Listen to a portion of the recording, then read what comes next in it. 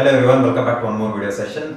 In this session, I'm going to talk about three different concepts. So it is a part 2 genetics. Okay, so far we have discussed about Mendelian genetics, then intragenic interaction and intergenic interaction. From here onwards, we are shifting to another part of genetics. Actually, a bit complex concept to understand. Okay, if you have a very strong basics, that is, if you know how exactly the meiosis occurs in the gamete mother cell, then actually the concept will be very easy actually for you. If you don't know about the meiosis, then obviously it's very difficult. So I recommend to watch any video related to meiosis, or you can just refer the first year PUC concepts. Okay, in this session I'm going to talk about three important concepts. The first concept is why Mendel's work was unrecognized between 1865 till 1900. Very important, actually it could be asked for your board examination for 3 months.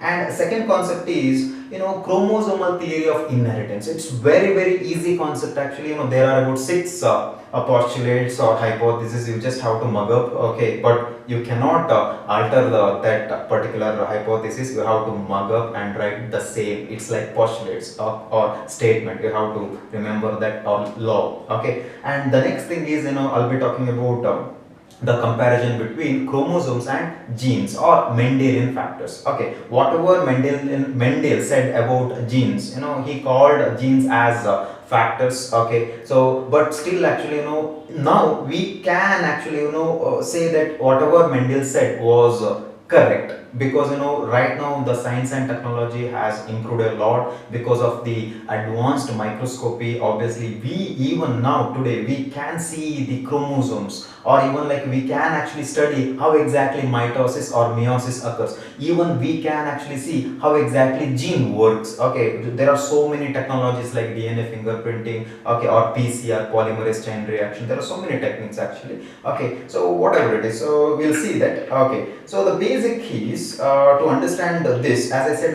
this is part 2 genetics. It's a bit complex to understand, but the basics is very simple. So I'm just I have taken 4 blocks here. Okay, you could see the 4 blocks. Okay, so 2 blue color blocks and 2 pink color blocks. That means it is very easy to understand. That means I'm comparing these blocks with the chromosomes. Okay, so this is actually the chromosomes. How many are there? 2 chromosomes are there. That means these 2 are homologous chromosome and these 2 are homologous chromosome present in me. Let us assume that I have taken this chromosome from my cell. It could be any of my cell. Okay, so you know that in our body there are 2 types of cells. One is the somatic cells, which is responsible for the entire structure. Okay, whereas the other one is the germ cells, which is responsible for reproduction. You know that germ cells are of 2 types. One is sperm, that is in the case of males, or ovum in the case of females. Okay, so fine. So in this case what you could see is, as I said that these 4 blocks or chromosomes have taken from a cell, that's my cell. Okay, and now so you know that during the formation of gametes a type of cell division occurs, that is meiosis. Okay, so here what exactly is happening? You know that this homologous chromosome, for example, I'm talking about this particular chromosome. Okay, so let us assume that on a particular locus there is a gene which is called as capital letter T. We'll go compare with the Mendelian factors, capital letter T. Okay, a gene is there, dominant gene, and in its homologous pair there is on the same locus you could see a small t. That means capital T, small t are there, and in this case let us take here capital R is there and small r is there, like that. Okay, so now what's happening? What will happen actually? So during the formation of the gametes, obviously meiosis takes place. Okay, so as a result the chromosomes now separate. Correct. So out of 2 chromosomes now actually one chromosome will go to one gamete, the other chromosome will go to other gamete. Correct. The same will be applicable to this pink chromosomes also, the same. Okay, but we are not sure which chromosome on a particular homologous pair actually goes to that particular gamete. We are not sure about it. Okay, it depends. It's like the possibility is like this or this. That's also there. Okay, and this also there. Okay, the separation of these chromosomes from its pair is, that it is independent. So we have already studied Mendel's law of independent assortment. Okay, so now for example you know that in meiosis the separation of these chromosomes or homologous chromosomes takes place only during anaphase 1. Remember it, in meiosis 1. Before that there is a crucial events that a crucial event actually that occurs, that is, let us assume that capital T is there and small t is there. Okay, these two chromosomes, they come very close to each other, that is called as synapsis, and they form a tetrad and everything. So during that period, the crossing over occurs, that is sharing of genetic material occurs. That means a small segment of this chromosome will shift to this chromosome, and the small segment of this chromosome will shift to this chromosome. When it is shifting, obviously you know that the genes may also shift, because the chromosome contains the genes. Okay, that means the entire capital T will shift to this and small t will shift to this. Okay, for example, if capital T earlier, okay, before crossing over, is supposed to enter this particular gamete, okay, but due to crossing over, what happened actually, small t has entered here in this chromosome and now it has entered into this particular gamete, that is called as shuffling. Okay, so that is the probability. We never know like which gamete containing capital T or which gamete is containing small t. That's it. Okay, this is the thing you need to understand for the future concepts. Okay, so this is the basic thing about the meiosis. Now I'm going to talk about why Mendel's work was unrecognized.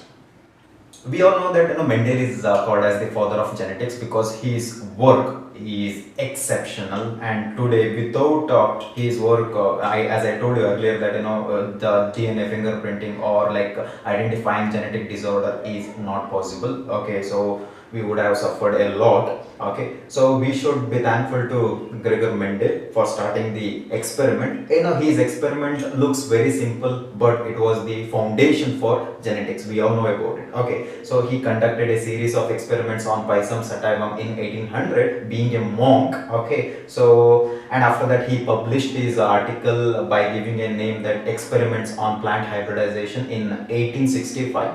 But still, after doing all extraordinary efforts and he got a wonderful but still his discovery was unrecognized, his work was unrecognized, okay, between 1865 till 1900. The reasons were many. Okay, so I have already written some reasons. Okay, so it could be asked in the examination for 3 marks why Mendel's work was unrecognized. Remember, please understand this. It's very simple.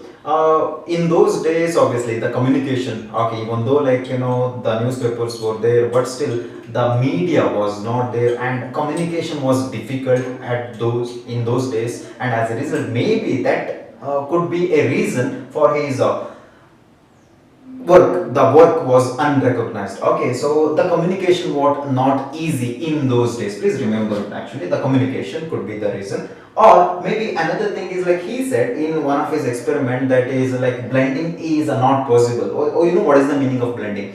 Blending in the sense like for example, in the incomplete dominance, that is non-Mendelian concept. In that, actually, the cross between a pure red flowered plant with a pure white flowered plant, and as a result, in the F1 generation, we got a different phenotype, that is the heterozygous pink colored flowered plants. Okay, so that is blending. You could see the mixture of two genes in the F1. According to Mendel, he said that blending was not possible, blending is impossible. Okay, and even actually whatever the experiments he conducted, monohybrid cross or dihybrid cross, we have not seen such blending, correct? He said blending was not possible. Okay, whatever the characters which is given by a dominant gene will express in the F1. For example, capital T will express in the F1. So capital T is given by one of the parent. Okay, if it mixes with the small t given by another parent, obviously in the F1 generation, the capital T, that is dominant one, will express suppressing small t, correct? Okay, so that means actually the capital T and small t will not blend, and as a result it will not produce intermediate character. Okay, so he said like that.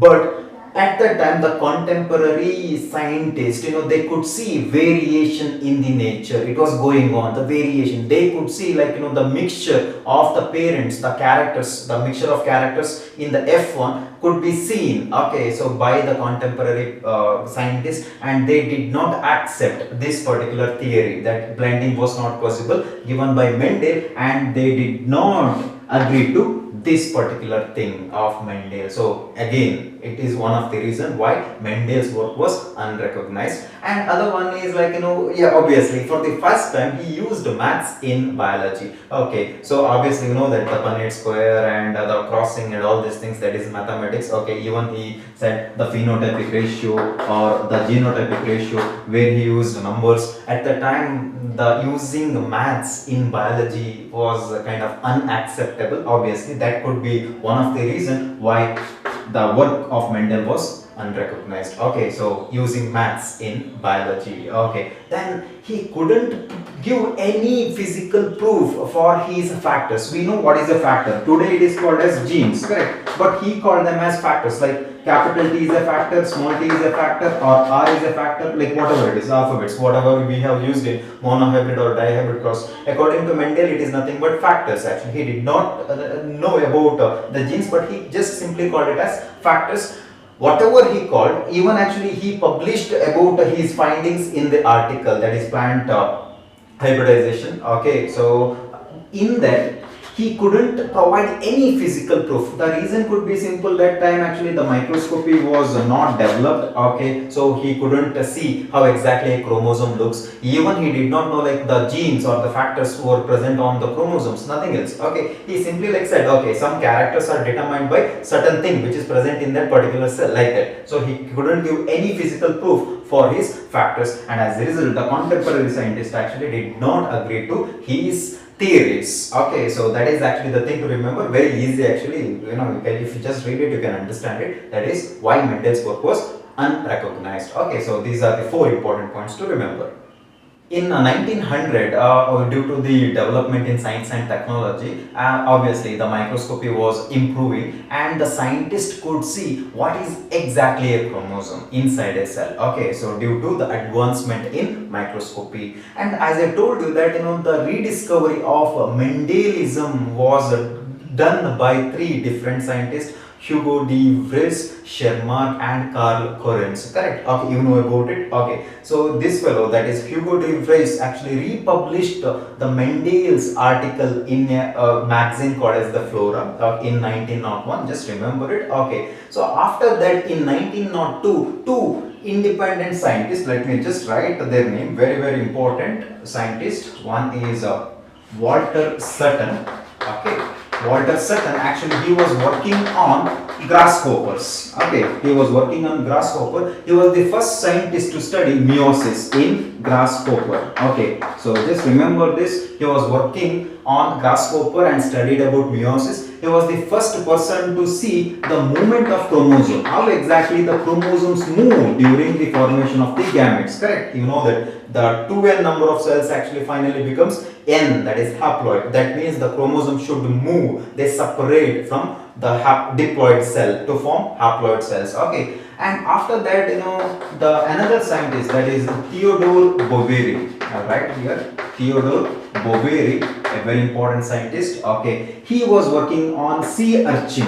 I think you might have seen sea urchins. Okay, if I get a photo I'll share it. Okay, this sea urchin, and he said that if one of the chromosome fails to fuse with the another maternal or paternal chromosome, obviously the embryo development will be affected. He said, like, obviously during the formation of the gametes, like for example, this is let us assume that this is the paternal chromosome and this is the maternal chromosome present in the respective gametes, male and female. Okay, obviously during the formation of the zygote, these 2 chromosomes obviously should fuse to form or to re-establish a diploid condition in the zygote. What if one of the chromosome fails to enter into the zygote? What will happen actually? So this will affect the formation of the zygote, or maybe it will affect the embryo development.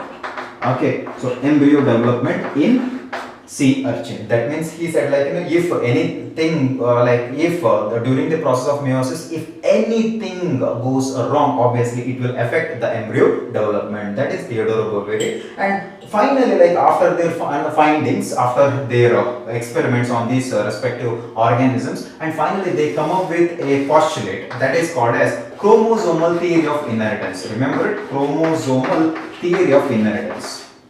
Right here, theory of inheritance, very important for your board examination for 5 marks. You could get a question like explain chromosomal theory of inheritance. Very easy, nothing else there, nothing is there actually, it's very easy, anyone can understand. So let us just see the chromosomal theory of inheritance by Walter Sutton and Theodore Boveri. Chromosomal theory of inheritance, a very important concept for your board examination. Remember, it could be asked for 5 marks. And the previous concept, that is why Mendelism or Mendelian work was unrecognized, can be asked for 3 marks. You have to remember 2 important concepts, and here you have to remember everything, at least 5 points. Okay, if it is asked for 5 marks, you have to write 5 points. I know that you will leave this the 6th point actually, I know it a bit difficult to understand, but other than that everything is very easy. Okay, so who proposed the chromosomal theory of inheritance and when? Okay, it was proposed by Walter Sutton and Theodore Boveri in 1902. Please remember the year also. Okay, so according to chromosomal theory of inheritance, simple chromosomal theory, that means actually after their experiments on grasshopper and the sea urchin, they come up, they actually said that the chromosomes are kind of structure which actually carries the genes and which is present inside a nucleus, and obviously these nucleus were carried by the gametes, and finally these nuclei, that is male gamete nuclei and female gamete nuclei, they fused to re-establish the diploid condition, and after that the embryogenesis takes place, and as a result the young one, the offspring, is produced, which actually contains half paternal chromosomes and half maternal chromosome, so like that. Okay, so he and they said like that. Okay, so according to chromosomal theory of inheritance, the first point says that all hereditary characters must be carried in sperm and egg. Obviously, you know it. Okay, that means if chromosomes are carrying the genes, obviously these chromosomes are present inside the nucleus of the gamete. It could be sperm or the egg, doesn't matter actually, obviously. That means the genes are nothing but responsible for hereditary or inheritance, or hereditary characters or inheritance, or it could be responsible for variation, whatever it is, or expression of character in the offspring. Okay, which should be carried by only sperm and egg. Okay, so these two cells are the bridge from one generation to the other generation. That's it, correct? You know it. Okay, so then another thing is like the nucleus carries the hereditary factor. Yes, obviously. So we know that inside the nucleus the chromosomes are there, correct? Okay, if this is the nucleus of one of the gamete, obviously the chromosome must be there, and chromosome contains the genes, obviously, so they carry the hereditary factors or genes. Instead of like hereditary factor, you can understand it as genes. Genes are carried by the chromosomes, and the chromosomes are present inside the nucleus of a cell, that's it, or gamete. The chromosomes also found in pairs like Mendelian alleles. Okay, we just write Mendelian alleles, capital T, capital T. Okay, if these two are the genes, obviously the capital T gene is present in one chromosome. Okay, so we write capital T, and we just write another chromosome, that is homologous. Okay, so this is now homologous chromosome. Here another capital T is present, correct? So if the genes always occur in pairs, obviously the chromosomes also occur in pairs. Okay. They found that Walter Sutton and Theodore Boveri found that the chromosomes also occur in pairs. That means you understood that who called the two identical chromosomes as homologous chromosome, the two scientists. Okay, Boveri and Sutton. Okay, so that's it. The next one is the sperms and egg cells having haploid sets of chromosomes which fuse to re-establish the diploid state of offspring. I think no need of explanation for this, you know it. Okay, but still n plus n ultimately become 2n. That is actually n is formed by a parent who is 2n. Okay, due to meiosis in the gamete, it is reduced to half, that is half the number of chromosome in the gamete, and this N actually fuse with another gamete with the same procedure, and ultimately they fuse to form zygote, and ultimately the zygote is 2N. That means the offspring will have the same set of chromosomes that is present in the parent. Okay, so that's it. That is actually the sperms and eggs having haploid sets of chromosome, but they fuse to re-establish the like diploid state in the offspring. That's it.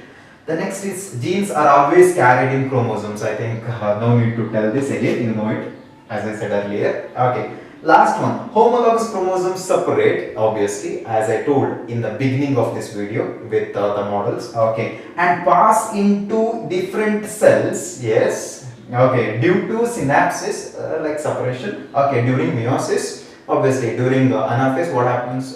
The separation of the homologous chromosomes takes place. That means actually, if two homologous chromosomes are there, and obviously they just separate like this. Okay, so as a result, it becomes N, and this becomes N. Okay, so separate and obviously pass into different cells due to synapses or during meiosis. Hence, it is the basis of segregation. You know it. Mendel's law of segregation. You know that they segregate, correct, during gamete formation. And according to law of independent assortment, that is actually the characters actually they express independently of the other character. That is actually according to law of independent assortment. That's easy. If you just go through it, it's very easy to understand. Even no need of explanation for this. Okay, so first, but you have to remember everything, all 6 postulates of chromosomal theory of inheritance, and you have to write as it is. That's what I stress. Okay, so it's okay. The last concept is the comparison between chromosomes and genes. It's very easy actually. You know the basics. Okay, so here the chromosomes obviously occur in pairs. We call it as homologous chromosome. If you look into the karyotype of human being, particularly the karyogram or ideogram, in that you have seen the arrangement of the chromosome. Correct. So if the chromosomes are having the same size and morphologically or genetically, then we call it as homologous pairs, correct? Okay, so in human beings we have around 22 homologous pairs except the sex chromosomes in male X and Y, which are not homologous. Okay, so 22 pairs are homologous, correct? So always occur in pairs.